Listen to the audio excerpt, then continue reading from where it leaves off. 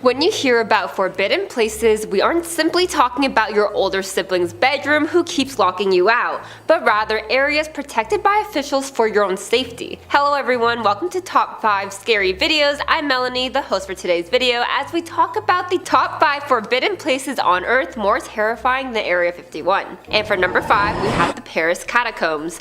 Paris, France is often referred to as the City of Love, with iconic buildings like the Eiffel Tower many dream to visit. But have you heard about the catacombs of Paris? They are underground ossuaries, which is a site made to serve as the final resting place of human skeletal remains, but not only 1 or 2 remains, but more than 6 million people. It was first created as an effort to eliminate the city's overflowing cemeteries, and work began in 1774 after several basement walls collapsed around the Holy Innocents Cemetery, which gathered a sense of urgency. And from 1786, when night came, wagons would transfer remains from most of Paris' cemeteries to a mine shaft, but over years and years it was actually forgotten about. That was until it became a place for concerts and other private events in the early 19th century after further renovations and the construction of accesses around it. It was open to the public to visit from 1874, but since 2013 the catacombs have been managed by Paris Musees and only certain sections are open for the public to visit. But because it is like an underground maze down there with tons of skeletons everywhere, it is hard to fully regulate, and in 2004, police actually discovered a fully equipped movie theater in an area of the catacomb, which included a giant cinema screen, seats, projection equipment, and film reels of recent thrillers and film noir classics, plus a fully stocked bar and a restaurant with tables and chairs. And because it is located directly under the streets of Paris, there are hidden entries all around the city, with those who are curious can't help but to take a peek, which is extremely dangerous because they are mainly built through sandstone, which is soft and can collapse when brittle or dry, or even when it's saturated with water. There are tight and small tunnels which sometimes you need to go on your belly to get through. Plus, other risks include slippery or uneven terrain, low ceilings, falling debris, poor air quality, and so much more. And if you get lost down there, even with a map, there are still areas with 2 levels which can lead to falling, and you can't call anyone down there. And if you didn't come prepared with a flashlight, good luck. As interesting as I find the catacombs, just knowing 6 million skeletons are there is enough to keep me out for good. And at number 4, we have North Sentinel Islands. When you think of islands, you may think of tropical vacations filled with vegetation and sea life. But look anywhere but North Sentinel Islands, because this place is protected from the outside world for a very good reason. It is one of the Andaman Islands located in the Bay of Bengal and is about 8 kilometers or 5 miles long and 7 kilometers or 4.3 miles wide.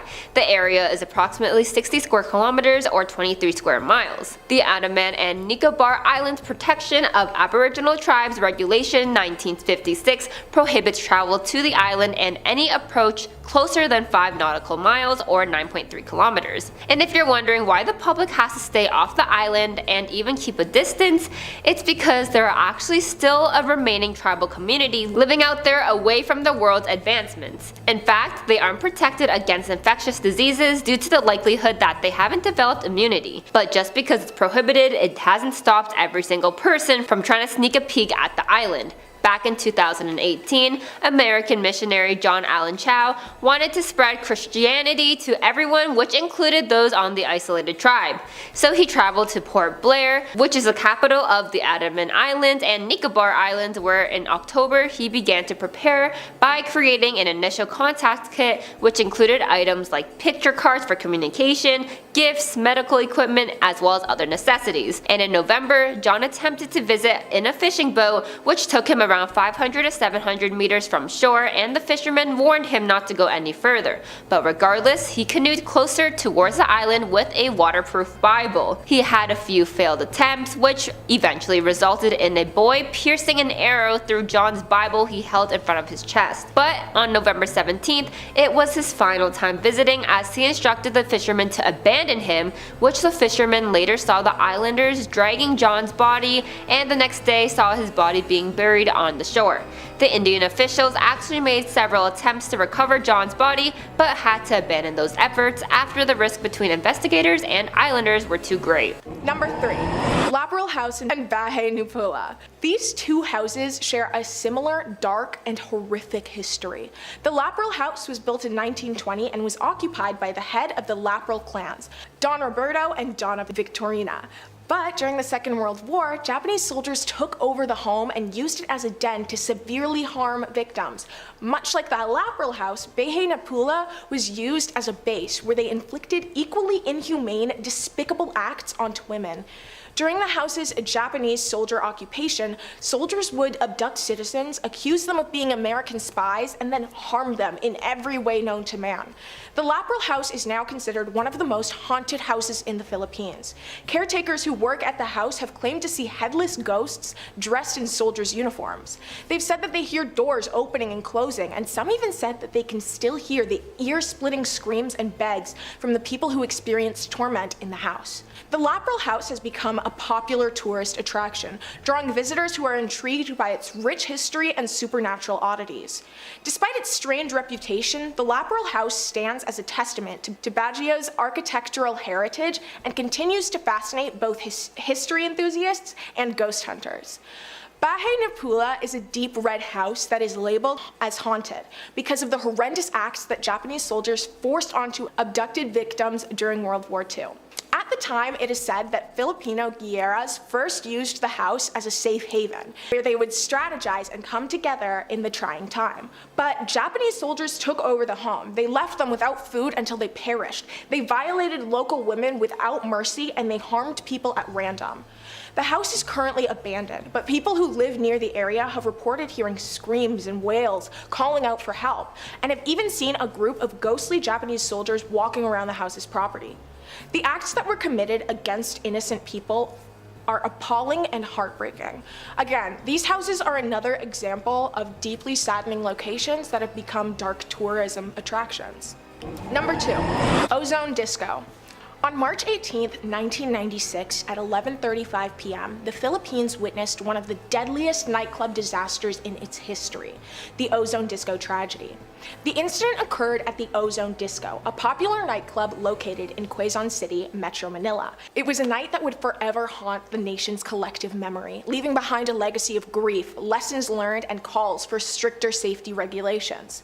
That horrific night, the club was packed with hundreds of excited people, celebrating the end of the school year. The nightclub had gained a reputation for its trendy music and vibrant atmosphere, which drew a young and energetic crowd. The tragedy unfolded when an electric malfunction led to a massive fire which spread rapidly throughout the disco. The nightclub's inadequate safety measures exacerbated the situation. There was only one narrow exit. The club was at least 300 people over capacity, and the club itself did not have adequate emergency exits. As the flames engulfed the nightclub, screams for help filled the air. People clamored to locked doors, ending up in piles as the hot blazes tore at their skin. Tragically, 162 lives were lost that night, and countless others suffered injuries. Families were torn apart, and the nation was left in mourning. The Ozone Disco tragedy serves as a grim reminder of the importance of stringent safety standards in public establishments. The aftermath of the Ozone Disco tragedy prompted widespread outrage and calls for accountability. Investigations revealed a shocking lack of adherence to fire safety regulations and building codes. The nightclub's owners were subsequently charged with criminal negligence, and several government officials faced disciplinary actions for failing to enforce safety standards. The tragedy also led to significant changes in the Philippines' approach to fire safety and building regulations. It prompted the government to revisit and strengthen existing laws, ensuring that public establishments adhere to safety standards more rigorously. Moreover, the disaster prompted greater awareness among the public about the importance of fire safety and the need for responsible business practices. The Ozone Disco tragedy is a painful chapter in the Philippines' history, but it has not been forgotten. Each year on March 18th, memorial services and remembrances are held to honor the victims and reflect on the lessons learned. The tragedy serves as a stark reminder of the consequences of negligence and the critical importance of prioritizing safety in public places. The abandoned disco has since been boarded up. You cannot legally enter the building where such a tragedy occurred. People who have managed to disregard the public trespassing laws have described hearing the screams of victims, a clawing at the door, and the faint sound of crackling music, sounding as though the notes themselves were burning into ash. Number 1. Manila Film Center. The Manila Film Center is an iconic and controversial structure. It stands as a symbol of both the Philippines' aspirations in the world of cinema and the dark shadows that sometimes loom over the industry. Located on the longshore of Manila Bay, this controversial building was constructed as a venue for the 1982 Manila International Film Festival, an event that planned to showcase both Filipino and international cinema. However, the story behind its construction and the subsequent events have left a permanent mark on the country's history. It was built during the regime of the then President Ferdinand Marcos, and the construction of the Manila Film Center was surrounded by secrecy and controversy. To meet the tight deadline for the festival's opening, an estimated 4,000 workers were employed, working round-the-clock hazardous conditions. Tragically, a portion of the building collapsed on November 17, 1981, burying several workers under the rubble, still alive. At the demand of the government to expedite the center's completion, the workers' bodies, alive and dead, were covered in cement and left entombed within the structure. Despite this tragedy, the Manila Film Center still opened its doors on January 18, 1982, with much fanfare. It became a hub for film enthusiasts and filmmakers, hosting international film screenings and competitions, and most of them had no idea that they were standing on top of a mass grave. However, the controversy surrounding its construction continued to haunt the venue. Rumors of paranormal activities, particularly ghosts of the workers who lost their lives during the construction, further fueled the Manila Film Center's infamy. In the years that followed, the Manila Film Center faced challenges, including changes in ownership and management.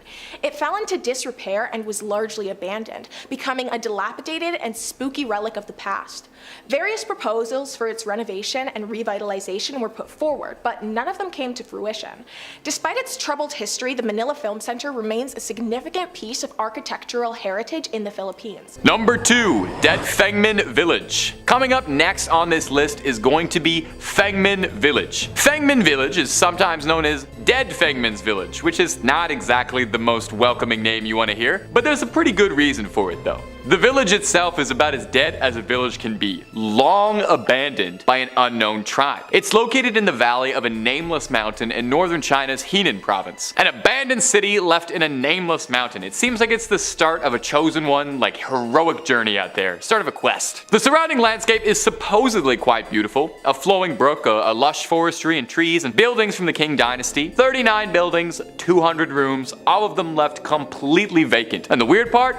No one even knows why. There is extremely little information to be found on Fengmin Village. Who lived there, what happened to them, and so on, making it absolutely rife for urban legends of hauntings and ghosts. It's a fairly popular spot for backpackers and hikers with an interest in the supernatural who are looking to discover something in the lost village. One story tells of a hiker named Maitreya who would make expeditions out to Fengmin Village, camping alongside the river just outside with a few companions. On one of his treks, he got the bright idea in the middle of the night to prank his companions by jumping and scaring them, which, let me just say, I absolutely have to respect that. You're camping out in an abandoned ghost village, you have to seize the opportunity to prank your friends just a little bit. Well, before he got a chance, he got served up his own scare because he swears a discordant, sad-sounding voice kept calling his name out over and over, in a voice he said he couldn't recognize or had never heard before. And none of his friends had any idea what he was talking about. At number 1, Chaonei 81. Our next entry is Chaonei number 81, a building that has a fairly notable reputation, being listed as the most haunted building in Beijing. It's Beijing's most famous haunted house. The ghost most commonly reported in this house is that of a woman who was the wife of an officer in the National Revolutionary Army during the Chinese Civil War in the late 1940s. He had fled to Taiwan with his compatriots before the end of the war and left his precious wife behind. Naturally, she was pretty upset about this. She was despondent. She felt that without her husband, she had nothing left to live for and thusly took her own life. And her spirit has been trapped in the house ever since. Residents who live around the area claim that during thunderstorms you can hear shrill, violent screaming coming from inside the house. Visitors report that walking into the house immediately, you feel a cold chill come over you and a feeling of inescapable dread. Not good. Not good to feel those things. There's stories of people going inexplicably missing connected to this mysterious house. One notable story is that of a British priest who is said to have initially built the property to serve as a church who went missing shortly before it was finished. When an investigation was launched to look for him, they supposedly discovered a secret tunnel that led to a neighborhood in the northeast, and the priest's body was never discovered. Now, another story was that 3 construction workers in the basement of a neighboring building weren't paying attention to what they were doing and broke through a thin wall leading into building 81. They went through the hole and the 3 of them vanished. And now there are people who conspire that this event is what led the government to cancel its plans to demolish the building for fear that it might be haunted. And it hasn't been yet because it's still standing there, and you're more than welcome to visit. You can take a guided ghost tour if you're feeling brave enough, and hopefully you come back. Number 2,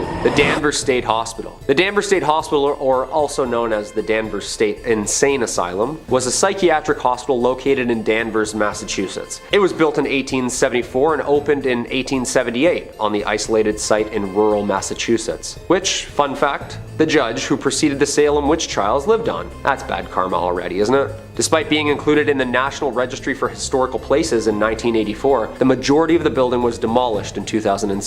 At a cost of $1.5 million at the time, the hospital originally consisted of 2 main center buildings with housing for the administration, with 4 radiating wings on each side. The outermost wards were reserved for the most hostile patients. This was a prominent location where medications were being tested by the government, and the favored lobotomy was being fleshed out. When shock therapy failed to control the population, lobotomies started, and in 1939 the population of the hospital swelled to almost over 2,400 patients. A total of 278 people died at the hospital that same year. Neurology experts often call Danvers the birthplace of the prefrontal lobotomy. Ouch. Visitors to the hospital during these years reported lobotomy patients wandering around staring blankly at nothing, unaware of who they were or what they were doing. Large budget cuts in the 60s played a major role in the progression of closing the Danvers State Hospital, and with nicknames like Hell Hill Hospital and Lunatic Asylum, the hospital began slowly closing its facilities by 1985. The original hospital wards were closed and abandoned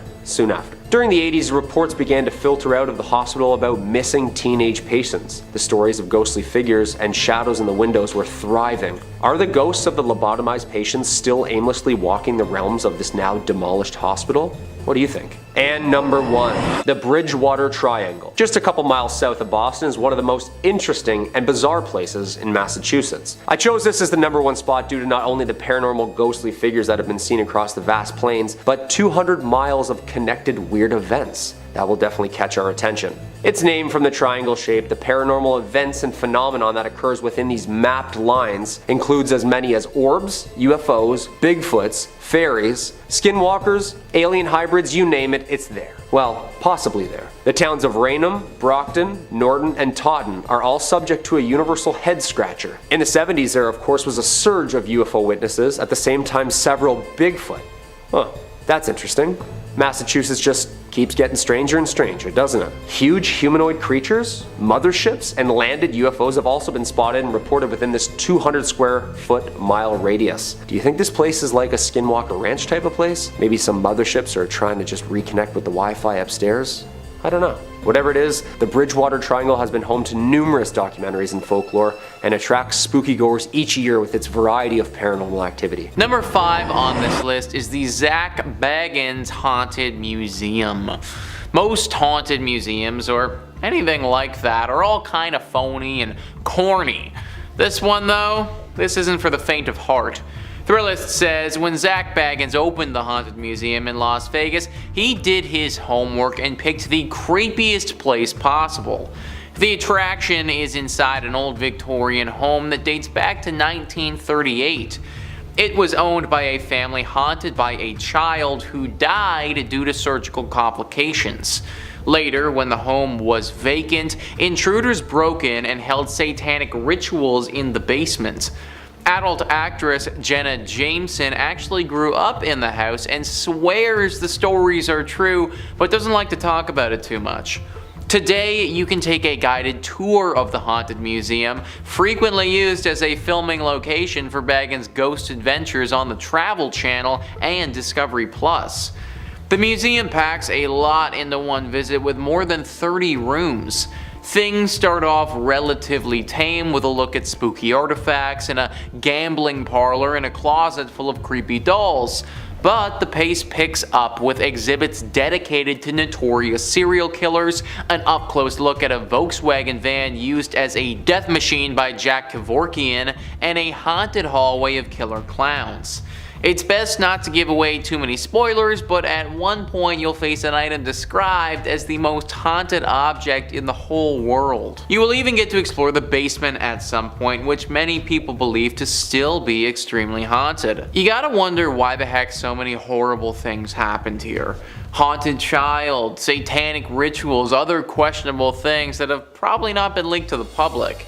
I guess it makes sense to have a haunted museum here, but obviously bringing in all of these other haunted items has just further promoted paranormal energy, and now this is clearly a hotspot for spirits and ghosts alike. Only go to this museum if you can handle a good scare. Number 4 on this list is Rhyolite Ghost Town.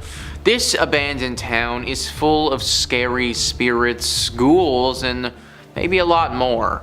Thrillist says, take a short road trip out of Las Vegas and spend the afternoon exploring the ruins of Rhyolite, one of the most compelling ghost towns in the country. A hub of mining activity during the gold rush, the town was quickly abandoned when the boom went bust following the Panic of 1907. Wander around and you'll see the scattered remains of a bank, jail, and train depot. The landscape looks more like a nuclear war zone than a ghost town, but just as sinister and perhaps still home to the spirits who once lived there many years ago. We have talked a ton about ghost towns on this channel before. Something about ghost towns seems to attract spirits. Maybe like the sudden absence of people leaves a void that these spirits seem to want to fill. It also doesn't help the situation when you have people doing some very questionable things at these ghost towns.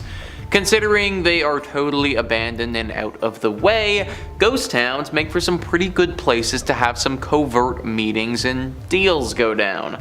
This one in Las Vegas, it's no different. Apparently a decent amount of criminal activity happens around here, with a lot of drug deals taking place here. Every now and again these deals can go sour, and usually that leaves a body. Murder and a gang presence aren't great things to sprinkle in when a town is already dealing with paranormal activity. For safety purposes, I recommend staying away from this town at all costs. Number 5. The Sulu Archipelago and Sea. The Sulu Archipelago, located in the southwestern regions of the Philippines, is known for its stunning natural beauty, but it is also known for the complex challenges that have risen. The region consists of many small islands, including Sulu, Tawi-Tawi, and Basilan, and is surrounded by the Sulu Sea. The current state of the Sulu Archipelago and its surrounding seas involves a mixture of socio-economic, security, and political concerns. The Sulu Archipelago has been labeled as a level 4 safety risk by the United States Bureau of Consular Affairs, and it is strongly recommended that you do not travel or visit the area. The Sulu Archipelago is currently facing high rates of crime, civil unrest, rebel forces, and abductions.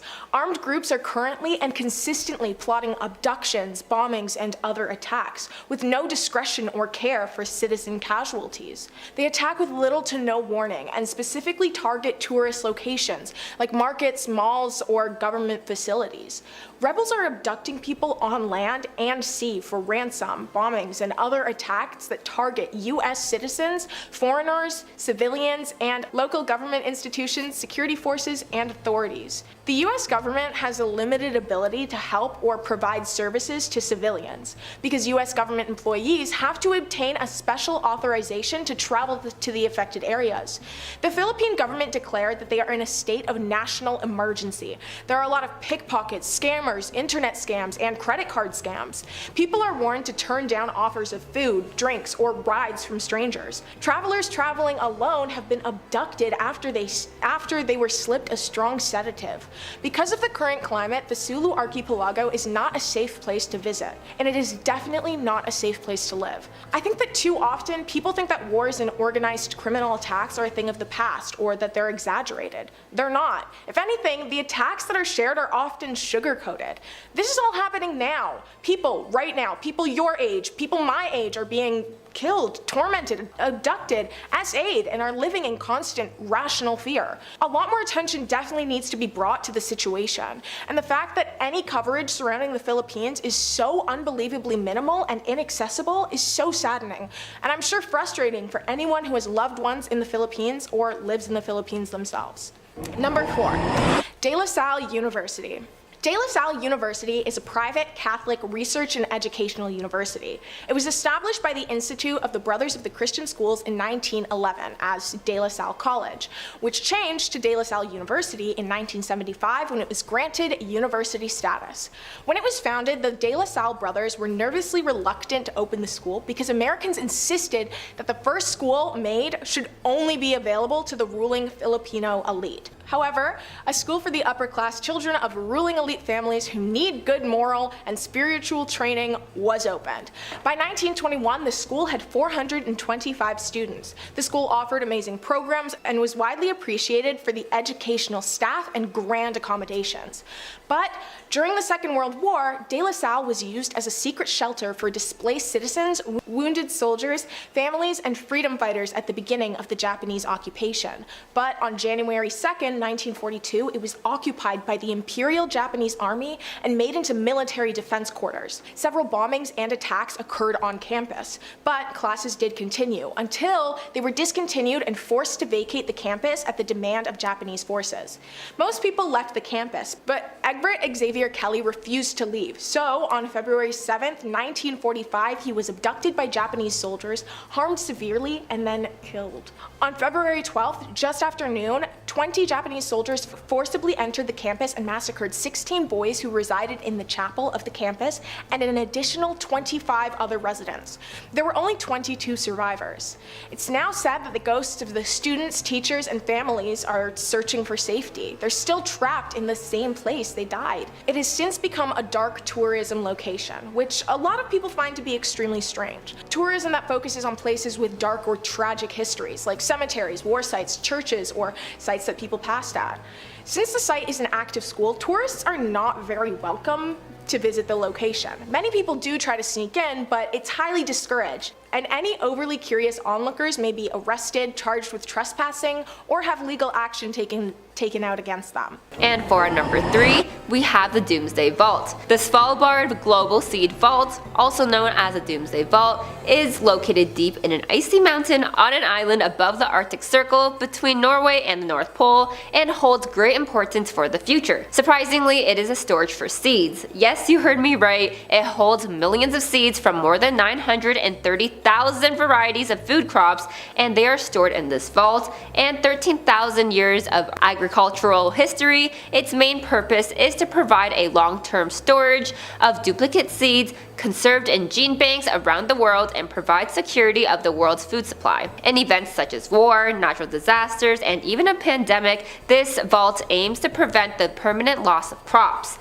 Each country deposits copies of the seeds they hold in their own banks, and they remain property of the depositing countries, which is then withdrawn in the event that their own stockpile is compromised. In 2015, the vault was used to restart the International Center of Agricultural Research in the dry areas after the Alpo seed bank had been abandoned during the Syrian civil war. And in order to preserve the contents, the Arctic Vault is protected by nearly 400 feet of rocks with high ceilings, and according to those who work in the vault, because you're inside a mountain, there's hardly any sound and all you can hear is yourself. In fact, countries like North Korea even store their seeds in this vault in the same aisle as the South Korean seeds. The vault opens 3 times a year to accept new deposits from the other seed banks from around the world. Instead of flying there to see the place yourself, they actually have virtual tours online, and maybe I'll run into you there. And for our number 2, we have the Mausoleum of Qin Shi Huang, the first emperor of the Qin dynasty, known as Shanxi Emperor from 1643 to 1661, has a mausoleum located in the Lintong district of China and was constructed over 38 years ago between 246 and 208 BCE. It sits beneath a 76-meter tall tomb, and the layout of the mausoleum is modeled on the layout of the capital of the Qin dynasty. There are thousands of statues located at this site, which is crazy because it wasn't discovered until 1974, and the emperor is buried and surrounded by terracotta warriors, and each figure is different. Some have horses and others have weapons, and they all hold details of realism. There are approximately 8,000 life-size statues of soldiers which all surround the mausoleum of Queen Shi Huang, and were built to protect the emperor in the afterlife, even though the emperor himself has traditionally been portrayed quite poorly. The tomb of China's first emperor has not yet been opened, and archaeologists share how they are afraid it is filled with traps. Sima Qian, who is a historian who lived around 100 years after the emperor and wrote a description of the mausoleum which read, "Palaces and scenic towers for 100 officials were constructed, and the tomb was filled with rare artifacts and wonderful treasure." But along with all the treasure, they also wrote how craftsmen at the time were ordered to make crossbows and arrows specifically to attack anyone who enters the tomb. But that's not all, because mercury and candles made from fat were talked about, which some fear was inside. Although scientists fear opening the tomb, they did measure mercury levels around the area of the mausoleum, and they were much higher than expected, which some believe the emperor drank and could have played a role in his early passing. Some things from the mausoleum have been uncovered, such as a 666-piece ancient armor, which was estimated to take around 440 days to complete by a skilled craftsman. Whether treasure is really hidden inside the tomb, maybe one day we'll know. And for our number one spot, we have Snake Island. This island, located off the coast of Brazil, lives up to its name because it is infested with thousands of deadly snakes. The area of this island is around 106 acres, and the terrain varies from bare rocks to rainforest. And Snake Island is the only natural home of the critically endangered venomous Bothrops insularis, also known as a golden lancehead pit viper, which actually eats birds.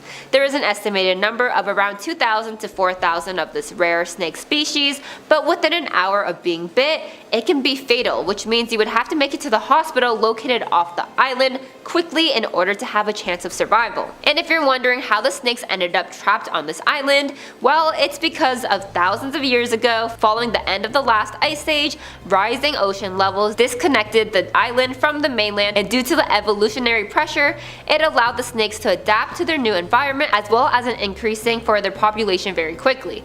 Of course, they have a ton of snakes, but this island is one of the few islands that have 3 to 5 times stronger venom compared to any mainland snake, which makes it that much more dangerous. Plus, back in the early 1990s, a few people actually inhabited this island and was tasked with running the lighthouse, but according to a legend, this family passed due to the snakes, and since then, the lighthouse has been automated. And if you're one of those rare humans that actually want to visit this island, it is closed to the public for protection of both people and the snakes. It is only accessible by the Brazilian Navy and selected researchers, and those aren't baby tiny snakes, but rather quite big ones with no predators on the island. But good thing is they don't swim, so they should hopefully stay on the island. Number 5. Hockomock Swamp. Already sounds pretty scary in itself. Something about swamps, you know what I mean? During the 17th century, the Hockomock Swamp was used as a fortress by the Wampanoag people, the predominant band of natives in the area, against invasion by the early British settlers. It played a landscape role in King Philip's War as a strategic base of which to launch assaults with nearby English settlements. During the 18th and 19th centuries, settlers deemed the swamp to be useless, barren land, and it didn't really do much besides sit there and just kind of take up space. They attempted to drain it and convert it into a profitable farmland, however, nothing really grew. The natives of the region placed a much higher value on the swamp, however, for centuries. The first people had relied on hunting food there, riddled with fauna, and the swamp had gained an important legend and folklore among them as being a place where many things meet. They named it Hockomock, the Algonquin term meaning place where spirits dwell, and that's exactly what people say they do. Dwell there. What makes this swamp so haunted is the different purposes it was used for. A cesspool for bones of the fallen. Some places are just more susceptible to violence and death over the years, and that reputation of spirits lingering is what's so heavy and cold about this location. Much of the swamp served a dual purpose as a sacred burial ground as well. The Hockomock is occasionally referred to as the home of the Hockomock. The Wampanoag people worshipped and feared Hockomock, the chief deity of death and disease. Hockomock, composed of human souls of the dead, was known to congregate in areas like the Hockomock Swamp. Thus the term and lore stuck. Yep, just a giant mud monster swallowing souls. Charming. There are many stories and legends that have become associated with this swamp and are even connected to the number 1 on my list. It remains a place of mystery and fear and apparently good frog catching. Number 4. Lowell Cemetery. Lowell Cemetery is a cemetery located in Lowell, Massachusetts. Founded in 1841 and located on the banks of the Concord River, the cemetery is one of the oldest garden cemeteries in the country, making it a perfect place for violence and an eternity of soul searching. Many of Lowell's wealthy industrialists are buried here under lavish Victorian tombstones. Visitors have claimed that this is one of Massachusetts' most haunted cemeteries. What makes a haunted cemetery more haunted than another haunted cemetery, you know?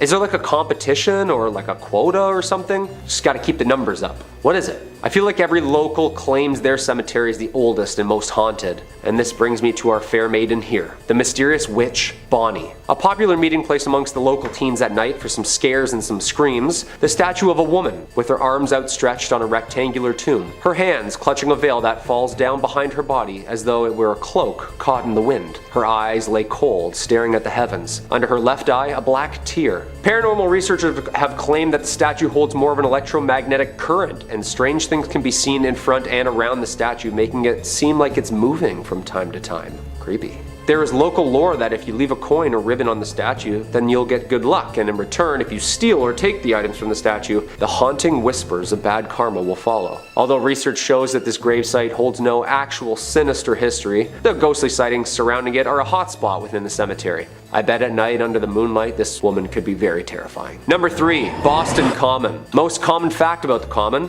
one of the most haunted places in Boston. That rhymed really weird, didn't it? If you're out for a walk and feel the need to brush up on your American history, then you can be sure to either see the ladies by the trees or the patriot men rushing the battlefront. Well, what's left behind from them at least. The Boston Common had a multi-purpose identity through the centuries. Originally as a farm, and then trading grounds for the British and American military, the Common was used as a camp during the American Revolutionary War. 20 minutes to load these old muskets and a lot of people dying. It was also used for public hangings up until 1817, most of which were from the large oaks, which were eventually all replaced with gallows in 1769. These grounds held weight during the witch trials and made a perfect open concept park that a spectacle could be enjoyed at. These people were sick. This place has seen its fair share of violence. The 350-year-old park is full of graves, ghosts, and gallows. It's almost impossible to know just how many bodies lay underneath the park, like a cesspool of unmarked graves from many different eras. Most buried here were low class, sick, or died in battle. Oh, and of course were hanged in front of the public. This place is home to many dark shadows, cold spots, and the occasional smell of gunpowder. Next time you're in Boston, swing by one of America's oldest and fullest cemeteries and see if you can see anything for yourself. Number 3. The USS Salem. Planes, trains, and automobiles. Well, almost. A big boat. The USS Salem, a heavy cruiser built for World War II in 1945, was originally built for action. Its bold, aggressive architecture was one of the last, as it was more of a bluff to its opponents than actually a hero of war. In May 1949, War Departments handed the Salem's helm to Captain J.C. Daniel himself. The ship was built and updated with what was then the latest military tech and weapons, and it was meant to strike fear in whomever or whatever was in her way. Although the ship wasn't used in any action during World War II, it acted as a flagship, training operation, and main purpose as a threat to the naval enemy. It wasn't until the USS Salem had responded to the 1953 Ionian earthquake, or also known as the Great Kefalonia earthquake, as it hit the southern Ionian islands of Greece on August 12th, devastating the entire area. The USS Salem landed on Greek shores and acted as an improvised hospital and morgue, giving it its famous name,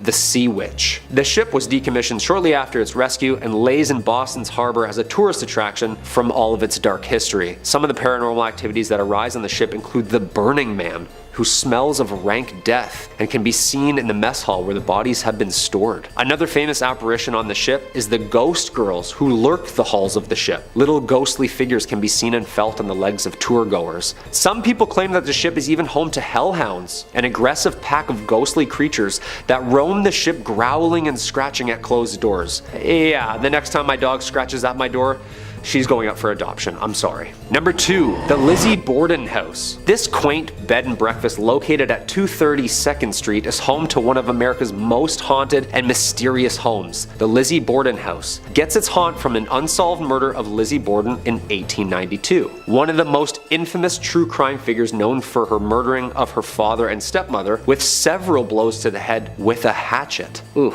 ouch. Although acquitted, the killings remain unsolved to this day. This case earned notoriety and much that the popular local children's rhyme had been linked to this death. Lizzie Borden took an axe and gave her mother 40 whacks. When she saw what she had done, she gave her father 41. That is horrible. On August 4th, 1892, Lizzie's stepmother of 27 was struck 19 times while her father Andrew was hit 11. Although Lizzie Borden was acquitted and found not guilty, the dark history draws in crowds every night for its nightly tour of the premises. The Lizzie Borden room, the infamous room where all of the murders took place, is the most requested and most popular for paranormal overnighters. And not only can you enjoy a lovely inclusive breakfast to yourself, but the nightly house tour, ghost tour, and ghost hunt attracts fans of horror every night of the year. Yeah, that's terrifying. And there's a jingle to it. I don't like that at all. And coming in at number 1, the Salem witch trials. We can't talk about haunted places in Massachusetts if we're not going to bring up the witch trials. And I'm not talking about Sabrina the Teenage Witches or anything of cute of that nature. These famously documented witch trials need no introduction, and unfortunately lays way to one of the most horrific events based in truth. The site of mass hysteria and hangings of supposed witches took place here and occurred in colonial Massachusetts between 1692 and 1693. More than 200 people were accused of practicing witchcraft, or better known back then as the devil's magic, and 20 were ultimately executed. Eventually, the colony admitted the trials were a mistake and compensated the families of those convicted. Okay, yeah, sorry. I just thought when you sneezed, you didn't say bless you, so I already don't like you, so I figured you were a witch. I'm really sorry. Since then, the story of the trials has become famous in paranoia and injustice, and it continues to baffle researchers to this day. We all know the famous play written by American playwright Arthur Miller in 1953, The Crucible, depicting the mass hysteria and drama during these trials. This was the perfect time if you didn't like someone that a strategic and untimely sinister accusation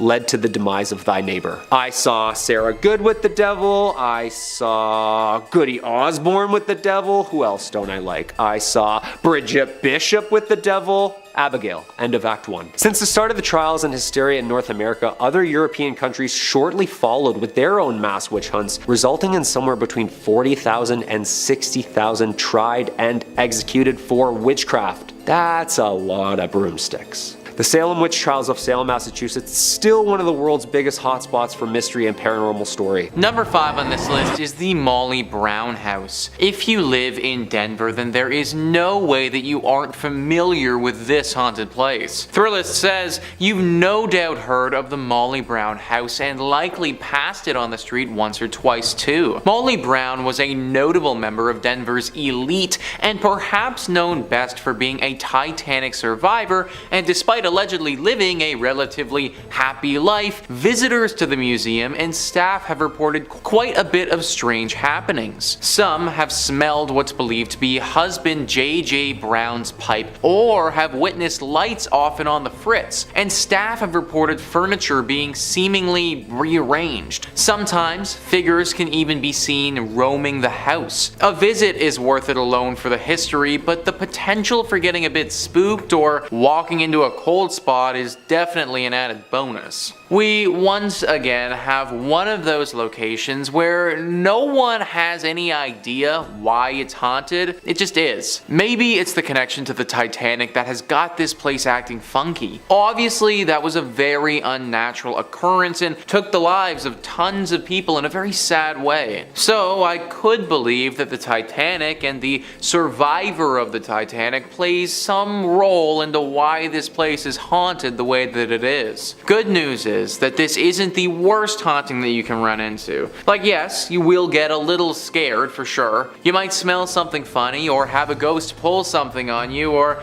even maybe have small valuables go missing. But ultimately, you probably shouldn't be dragged to the underworld here by some shadow demon or anything like that. So I guess if you were to visit any place on this list, then this one wouldn't be the worst. Just be prepared for what's coming, because if you aren't, then it could leave you with some serious mental trauma. down. Number 4 on this list is Phantom Canyon Road. You need to be very careful on this road because there is a good chance you could suffer a serious crash if you aren't. Thrillist says a haunted road is one thing, but a haunted road in Colorado means you're likely on the edge of a mountain and at some serious elevation. Phantom Canyon Road is a detour off the Gold Belt Tour byway connecting Cripple Creek and Florence and was originally the railroad for that route. As you drive along, you can clearly see the ghost towns of Wilbur, Adelaide, and Glenbrook, and legend has it that the reason for Phantom Canyon's name is credited to sightings of a man wearing a prison uniform walking along the tracks in the 1890s. The man supposedly had been executed at the Colorado State Penitentiary a few days earlier. So yeah guys, you better have your wits about you, because if you don't, this ghost might come out and startle the crap out of you, and then the next thing you know, you're gonna be face deep into a tree somewhere. It also just adds to the horror ambiance that you're driving past several ghost towns along the way. Like, of course, they just had to be on the side of the road as you're also getting stalked by this ghost prisoner. No one really knows what this prisoner wants with you, but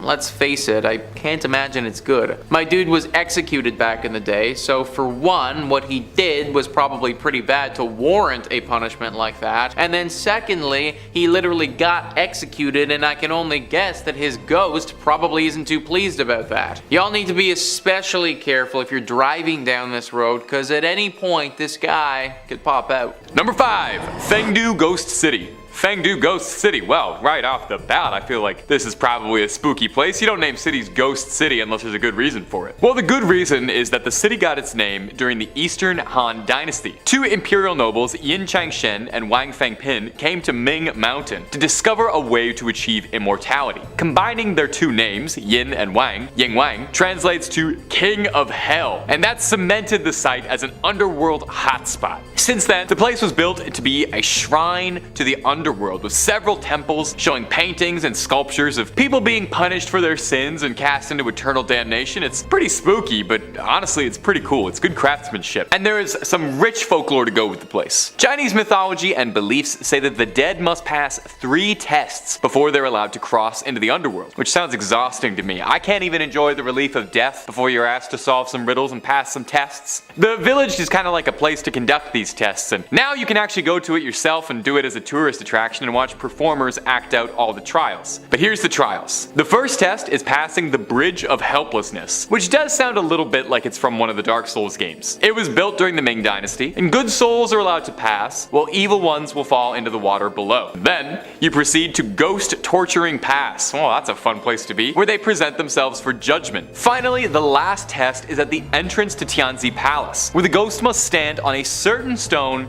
on 1 foot for 3 minutes straight. I don't know why I'm standing on 1 foot when the camera is above my waist. You can't tell what I'm doing. I could be standing on as many feet as I want. A good soul will be able to do it, an evil one will fall over. Now this site now is a popular tourist destination due to its very unique structures and fascinating, if not a little bit horrifying decor. I'd want one of those little statues maybe have in my house. I think they're kind of cool, to be honest. And if you're looking for more hellish haunted spots, terrifying tales of poltergeists, ghosts, ghouls, cryptids, aliens, and all kinds of freaks under the sun and above it, while Top 5 Scary is simply the only place to be. Subscribe and stay scared. Number 4, Caishikou Grounds.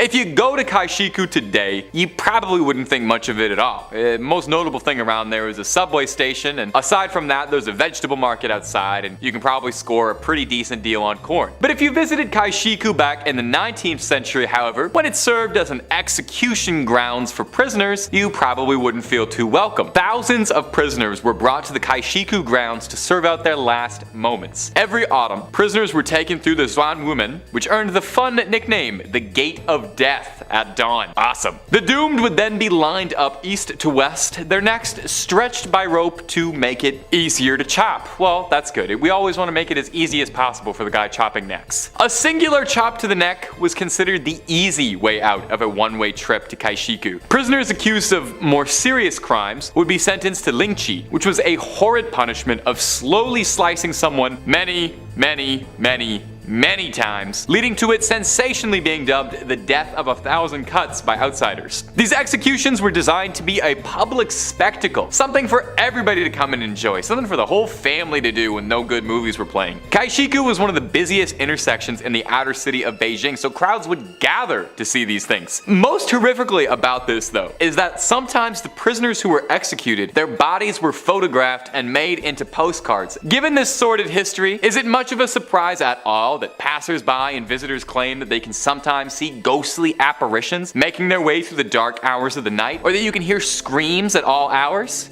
If you ever visit Beijing and make a stop by Caishikou, take a photo. The postcards they sell in the gift shop are a little dicey. Number 3, the Forbidden City. The Forbidden City. Well, that tracks. That sounds very forbidden. Well, back in the 14th century, when it stood as the heart of the Ming dynasty and served as an imperial palace, yeah, you'd have a pretty difficult time getting access if you were but a common serf like myself. But I think they've relaxed their stance just a little bit, because I found more than a few Google recommended articles for tourist things to do in the Forbidden City. I think they just charge like price of admission now. So it's actually very easy to get into the Forbidden City, and the Chinese government does know about this. So the formerly Forbidden City, which is not quite as catchy a name, is a beautiful tourist spot and definitely worth checking out. It's got years upon years of culture and rich history behind it, and most importantly, it's said to be very haunted. The Forbidden City is a pretty credible place for a haunting, if I must say. Ghosts are said to be born out of a place of malice, and the Forbidden City has over 600 years of deaths, assassinations, and who knows how many backstabs and plot twists where the intrigue are out there. The most recurring ghost story coming out of the Forbidden City, though, is that there's a ghost of a weeping woman, all dressed in white, wandering during the dark hours. Following her is a lingering flute playing. Visitors claim at times they see ghost dogs that run through corridors at the edge of the city, digging up ghost bones. Some travelers report feeling an indescribable strangeness while wandering through the temples. Could it just be they're overcome with beauty and majesty of one of the wonders of the world, or is there spectral energy floating through the air? Before we move off on this one, I want you to take a look at this. A travel blog from Vancouver posted about their experiences traveling through the Imperial City. They noted how odd it was that all the doorways had a raised platform. The guide told them that was a way to confuse ghosts to keep them out. They took tons of photos, but only one stood out for them when they came back. See anything suspicious? Like a ghostly figure just kinda hanging right there in the center? Ugh. Number 3 on this list is Central City Masonic Cemetery. Of course we had to have a cemetery on this list. No haunted place list would be complete without at least one of them. Thrillist says, founded as a mining town in the late 1800s, Central City is now known as a destination for those looking to head to the hills for a gambling fix in the casinos that now dot the area. But one thing hasn't changed. The woman in black who twice a year appears in this hilltop cemetery above the town. Known as the Columbine Lady, she comes to visit the grave of John Cameron, a prominent former resident of Central City who died in 1884. Some believe she is his fiancée, appearing to leave flowers for her lost love on November 1st, the anniversary of Cameron's death, and April 5th, a date for which the significance remains a mystery, much like the woman herself. This place is safe to go to if, of course, you do not go during these times. She's been coming for a long time, and anyone who tried to interfere with her has had to pay the price. Now, people kind of suspect that she was in a relationship with John Cameron, but there's also another theory. Many people think that John actually wronged her in his life, and that this woman in black comes twice a year to double check that John is still dead and hasn't come back to life by some means. Pretty scary tale for sure, one that you probably don't want to get involved with. Number 2 on this list is the Broadmoor. Located in Colorado Springs, this hotel would be freaking awesome if it wasn't so haunted. Thrillist says this sprawling 5-star hotel has a lot to offer for anyone seeking a relaxing and indulgent getaway. But along with the golf course, spa, and nearby zoo, there's one feature you won't find in any brochure. Staff and guests alike have reported the presence of a woman, often in the penthouse where Julia Penrose, co-founder of the property, once lived. While not confirmed, Penrose's death is said to have been surrounded by a strange occurrence in which she went missing and was later found, confused and shaking in the woods nearby with no memory of how she got there. She passed away a week later, and perhaps her spirit remains, watching over the property and seeking answers about her own mysterious death. Now I am wondering, man, how did Penrose die? Like, this whole story feels like a movie or something like that. I truly think somebody needs to get in here and investigate what the heck happened here. Because, like, should we be scared of the region because this is gonna happen again? Was Julia doing something specific before she disappeared, and should we avoid doing that thing? There are just so many questions that need to be answered here, and sadly I can't do it from the comfort of Toronto. That being said, I'm also not trying to end up like Julia, and therefore will be leaving this job to somebody far more qualified. And finally, number 1 on this list is the Highlands Ranch Mansion. A truly picturesque mansion, one that's been standing for over 100 years and one that's home to a ghostly spirit. Thrillist says this sprawling stone mansion, built in 1891, is often rented for weddings and events due to its impressive structural beauty and picturesque prairie views. But it's also a historic property and somewhat of a museum of the times, with a bit of paranormal activity sprinkled in. The ghost of Julia Kistler, daughter of F. Kistler, who bought the property in 1926, is said to haunt the home, with visitors and staff alike reporting hearing a woman's sobs, seeing a silhouette figure moving about when the mansion was otherwise vacant, and lights sporadically turning on and off. I don't know about you guys, but during my wedding ceremony, I want to hear beautiful sounding music, not the sobs of some ghost woman thing. Apparently she's crying all the time, and this woman's emotions are not something to play with. There's a story where once several children were playing around here. There was a wedding ceremony scheduled here for later that day, and the children were off doing what kids do before the proceedings got underway. They ran into this ghost crying, and then they started to make fun of her. They were rude and definitely unkind, but they also didn't deserve what she did next. It's said that in a fit of rage, she flew inside their bodies and possessed each and every one of them for a short time, showing them things that were truly terrifying. Things that have ultimately changed those boys' lives and altered their mentality forever. Any ghost that's capable of doing something like that, that's one that I don't want to be around. Number 5 on this list is Villa Paula. This haunted place is located in Miami and has quite the interesting guest in the backyard. Thrillist says this stately white mansion was originally constructed as the Cuban consulate in the mid-1920s, home to Consul Domingo Millard and his wife, Paula. The Cuban-born Paula was known to spend her days playing piano and drinking Cuban coffee until she died from complications from a leg amputation in 1932. Legend has it that Domingo interred his late wife in a sarcophagus laid in the backyard. The sarcophagus is still there now, covered by ficus tree roots and nearly impossible to reach. Whether or not it actually contains her mortal remains is debatable at best, but reports of her ghost persist. It's said her ghost is in different rooms there, says History Miami's Dr. Paul George. People who've lived at Villa Paula since have had existential kinds of experiences. Among them, phantom coffee smells and piano playing, a one-legged woman roaming about as well. So there is a literal sarcophagus just chilling in this person's backyard. Can you imagine having that just show up on the house listing? I'd be like, no, we are not okay with that. I'm kind of surprised that no one has gone to go deal with the sarcophagus before. I mean, you can't just leave this thing down there like that and expect the ghost to just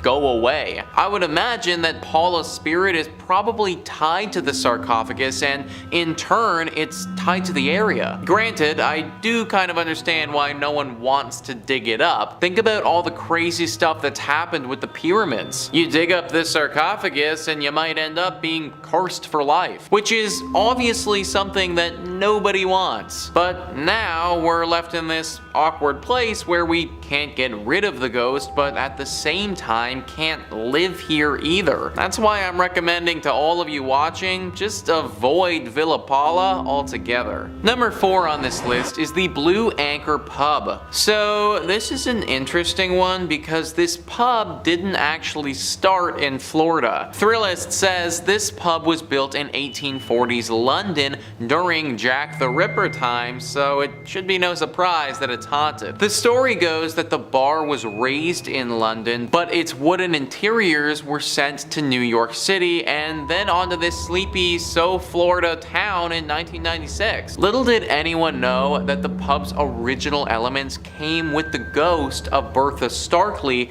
a cheating wife who was murdered by her husband. Today, she can be heard rattling pots, knocking things over, and wailing in the middle of the night at the Blue Anchor. Every night around 10 p.m., the time that she was murdered, Bertha likes to remind everyone she's still here, so the current owners ring the ship's bell to scare her away. So, first thing, I've never actually heard of that before, where they take a building from one continent and then just decide to move it over to another continent. This bar must look pretty cool on the inside to go to all that trouble though. Obviously this was a bit of a mistake and everyone would have been better served if we relocated this thing straight to the dump. Bertha doesn't care if it's in London or America or anywhere. As long as the structure of this pub is still intact, her ghost will still be floating around, which makes it very hard to enjoy a night out at this place. Like imagine drowning several pints, going to take a piss, and then getting ambushed by some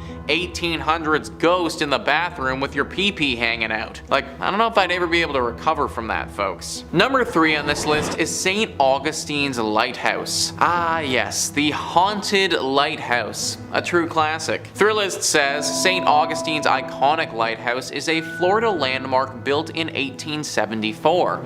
But climb up its 219 steps, and it's not just the views that will take your breath away. First, there's the ghost of Joseph Andrew, the original lighthouse keeper who fell to his death while painting the 165-foot tower. Then there are the Pity's 2 daughters who were playing with a building cart when it broke loose and slid into the nearby bay, drowning them both. While the girls giggle and run up and down the lighthouse steps, Joseph has been reported smoking cigars at the top of the lighthouse, keeping watch over his forever home. You know guys, if I had to be a ghost, then being Joseph wouldn't be the worst. I get to look out at the pretty scenery at the top of my lighthouse where hardly anyone bothers me, and I get to smoke cigars all day. Like, obviously I wouldn't want to be a ghost, but if I had to be, then this wouldn't be that bad. Either way, I'm not a ghost now. I am very much a human being, and if I want to stay a human being, then I recommend avoiding this place. It can obviously be very jarring to see 2 little ghost girls running around,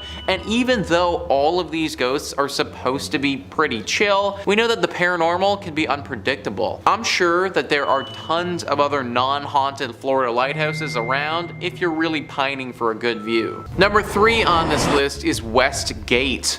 So I am actually breaking the rules with this one a little bit because I think that you should definitely visit this place if you have the money. Thrillist says some Las Vegas residencies never quite end.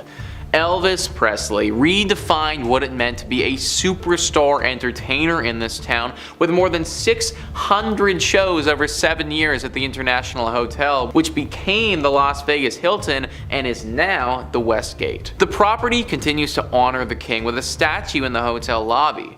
Although Elvis passed away in Memphis, some believe his soul remains in Vegas with his ghost haunting the Westgate International Theater and a lavish rooftop villa the singer called home whenever he was in town. It's not cheap, but you can book the penthouse yourself. Just call the desk and ask for the Elvis suite. I don't care how creepy it may be or how scary he would look, but if there is an opportunity to see the ghost of Elvis, then that is absolutely something that I definitely want to cash in on. Imagine you pull up to your hotel room after a night of drinking and then you get to have a late night conversation with one of the greatest rock stars of all time ever. I don't think that Elvis would be the type of dude to hurt you or anything like that, even in ghost form. So as long as it's safe to do so, count me the heck in, dude. I want to go to Vegas and party with the ghost of Elvis. Number 2 on this list is Las Vegas Academy of the Arts. As somebody who graduated university for acting, and art school being haunted is just a tad bit triggering. Thrillist says the Las Vegas Academy of the Arts is a magnet school that specializes in music, theater, and other fine arts. Yet its legacy dates back to 1931 when it was known simply as Las Vegas High School, the first official high school in Las Vegas. The site has seen its share of renovations over the years, although 2 of its 3 original buildings remain on campus with their sturdy brick exteriors still in place. Generations of students have swapped stories about Mr. Petrie, a ghost that roams the hallways and haunts the school's theater. Some claim to hear strange noises or feel a chill, especially when rehearsals carry over to evening hours. So, who is Mr. Petrie? Some believe he was a former teacher. Others claim he owned a home that previously stood on the site of the school and burned down in a mysterious fire. Nobody knows for sure. All everyone does know is that Mr. Petrie is a menace. Let me tell you folks, acting is hard enough as it is without some creepy ghost causing problems for you mid-monologue. And apparently he likes to do that all the time. Many shows and performances have been ruined by Mr. Petrie, and the worst part about it is that he will only show himself to one person at a time sometimes. So the lead actor will be out there doing Hamlet and then all of a sudden see a ghost in front of him causing problems. The actor will naturally freak out and lose their mind, but no one else will see the ghost, they'll just see the actor on stage losing it. Which kinda makes the actor look like a bumbling idiot, but really they're getting attacked by some ghost. Try a different art school if you're looking for an artistic education. Number 1 on this list is Bally's. If Trivago or any other site like that tries to recommend you stay at Bally's, don't fall for it, guys. Thrillist says the worst fire in Nevada history tore through the old MGM Grand Hotel on November 21st, 1980. The blaze killed 87 people, mostly due to smoke inhalation, while helicopters rescued survivors from the roof. The property was eventually sold and renamed Bally's, while a new version of the MGM Grand reopened a few blocks south on the Strip. The tower engulfed in the fire is still part of the hotel, and guests sometimes claim to see unusual shadows in hallways, hear strange noises, and notice furniture that mysteriously moves in the rooms, especially on higher floors that saw the worst of the flames. Many believe the strange activity is caused by the spirits of those who didn't survive the tragedy. 87 people dying in a tragedy like that is always going to leave something terrible behind, and that's what we have here. 87 spirits are now restlessly floating around in purgatory at this place. They tried to remodel and change the name and forget everything that happened, but an incident like that cannot be forgotten. The people who died and their spirits, they can't be forgotten.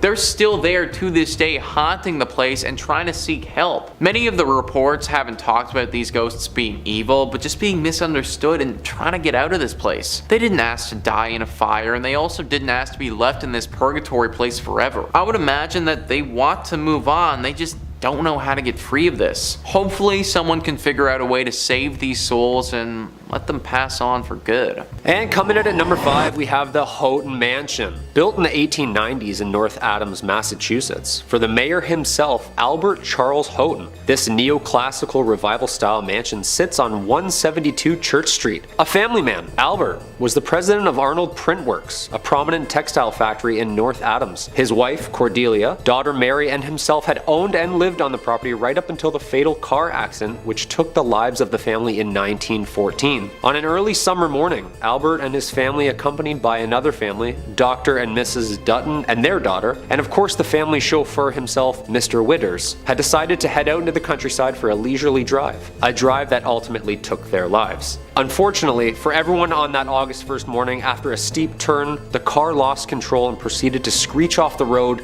resulting in a rolling fatal wreck. All the women in this tragedy losing their lives, with the men barely surviving from the multitude of injuries. On August 11th, just 10 days after the accident, without his wife and daughter, Albert mysteriously died in the home from what doctors think was a broken heart. It is said that 3 ghosts haunt the Hotton Mansion, including Albert himself, Albert's daughter Mary, and the driver, Mr. Witters. The mansion remained with the Hotton family until 1926 when Albert's daughter Florence and her husband sold the building to the Freemasons. This is when the spookiness really started happening. Through its multitude of use throughout the years, additions to this historic site were added on by the Masons, using it for ritual and spiritual purposes, making this story even weirder. Over the years, there have been countless paranormal witnesses claiming that the ghosts roaming the halls of the basement, Mr. Witters himself, guilt-ridden with the responsibility of the crash, and Mr. Witters took his own life shortly after returning home with injuries, and residents that have stayed at the site have claimed that the manly figure aimlessly rummaging through the basement is the driver himself. Among these claims have another spirit lurking in Mary's bedroom. It is said that overnighters have witnessed multiple bright lights and auras flying around the bedroom in the middle of the night. I wouldn't even step foot into this house, let alone set up camp and spend the night. No way. The Hotton Mansion remains a tourist attraction and hotspot for paranormal goers worldwide, and to this day is one of the most haunted and mysterious sites in all of Massachusetts. Number 4. The Husk Tunnel. The Husk Tunnel, from the Algonquin word place of stones and the Mohawk word forbidden, is a 4.75-mile active railroad tunnel in western Massachusetts that passes through the Husk Range, an extension of Vermont's Green Mountains, and runs from Deerfield River in the town of Florida to the city of North Adams. The construction began in 1815 and ending in 1875 with a budget of $2 million, at the time the largest tunnel ever constructed, and it was later the result of taking lives of over 200 men during its construction entirety, earning it the nickname from locals, the Bloody Pit. This haunted, barren 5-mile, completely enclosed stretch was subject to multiple accidents and deaths over the years, giving the tunnel its haunting history and reputation of being cursed itself. With the word forbidden, did the Mohawks know something that the workers didn't? Essentially, this cold, underground, pitch-black hole became one of America's strangest grave sites, resulting in everything from mysterious gas leaks, dynamite explosions, roofs collapsing, and even mechanic failures resulting in a mass flood. For the past decades, there have been numerous paranormal activity witnesses who have documented strange events, from police officers to the freight conductors themselves. Some of the reports over the last 100 years included numerous farmers and wagons ending up in different areas of the railroad, missing hours of time. The farmers had claimed that when spending time around the railroad and its tracks, that memory and confusion would always set in. Some residents have claimed that they have even been chased out of the tunnel by an unexpected freight train chugging along aggressively through the tunnel like a bat out of hell, and then vanishing. Numerous ghostly figures resembling workers roam the dark tunnel, and if that isn't scary enough, some people, including hearing the echoes and screams of even the workers who were buried alive under the rock, still holding their tools, or even seeing ghostly figures in pumping chambers where numerous men tirelessly making rafts not to drown. The Husk Tunnel remains one of the most visited and haunted places, marking it just one of the sites you'll probably never find me at. Just in 2020, the tunnel was yet again subject to a mysterious collapse, resulting in months of repair. Yeah, I say stop fixing it and just let it be. Number 2 on this list is Fort East Martello. If you don't like dolls, then you really won't like this one, guys. Thrillist says, if there is one rule all Floridians follow, it's do not mess with Robert the doll. The 4-foot figurine has terrorized anyone who hasn't taken him seriously since he was gifted to artist Robert Jean Otto in 1904. Otto blamed any mischievous act around him on Robert the doll, effectively coining the oft-repeated Robert did it mantra. The doll currently holds court inside Fort East Martello, where he lives inside a glass case surrounded by a constant soundtrack of haunting xylophone music. The room evokes a heavy air immediately upon entering, and the walls are papered with apology notes from cocky tourists who've dared cross the world's most haunted plaything. Even the Prince of Darkness himself, Ozzy Osbourne, felt Robert's wrath when he suffered a series of health mishaps shortly after dissing the doll on his reality show. I don't like dolls, folks, especially the haunted variety, so this entry obviously had to make the list. Clearly it curses you after you see it, because people literally have to come back here and ask for its forgiveness. I don't know if the notes work or not, but I guess that's all you can do when you're dealing with a haunted doll. doll. Hopefully this doll can just chill out and stop haunting people, but in the meantime, I just flat out avoid going to this place in Florida altogether. And number 1 on this list is Casa Monica Resort and Spa. It really sucks that this place is so haunted because it's truly beautiful. Thrillist says St. Augustine's fanciest hotel is also its most haunted. In fact, this 5-star Mediterranean revival haunt is a hotbed of spectral activity. Children are heard running along the 4th floor, but no one is there. The radio in the Ponce de Leon suite randomly comes on, but no one's there. Guests of room 411 wake up to people staring at them, but no one's there. But it's the 3-story Flagler suite high in the tower that's most haunted. Maids have seen a child's handprint appear on the 1st floor bathroom mirror, and after knocking, one heard a man say, "We've been expecting you," from an empty bedroom. Its spookiest claim to fame, however, is the male ghost staring out of the top tower window. He's believed to be the ghost of one of 2 people, either Franklin Smith, the architect who built the hotel, or Henry Flagler, the man who purchased it. I personally don't care if it's the architect, the man who purchased it, or God. Anyone who says, "I've been waiting for you as I enter an empty bedroom," it's not the type of individual I want to be around. Also, where are these children coming from and what are those sounds? Okay, so you want to tell me a scary story where the architect of the building fell in love with his work and then when he died, his ghost stayed here.